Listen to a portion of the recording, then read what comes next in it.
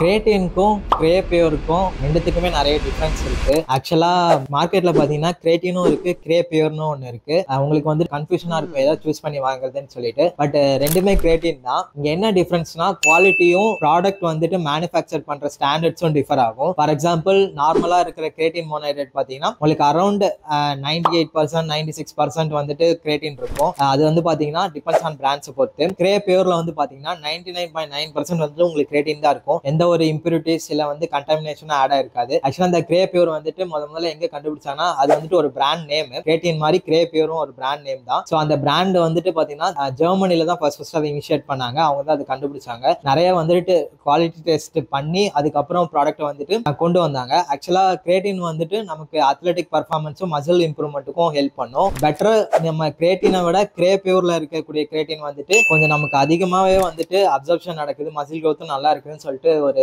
Find out சொல்றாங்க. உங்களுக்கு வந்துட்டு எது வந்துட்டு சூட் ஆகுதோ அதை பார்த்து எடுத்துக்கோங்க. என்ன கேட்டீங்கன்னா ரெண்டுமே வந்துட்டு உங்க கோலை பொறுத்து டிஃபர் ஆகும்.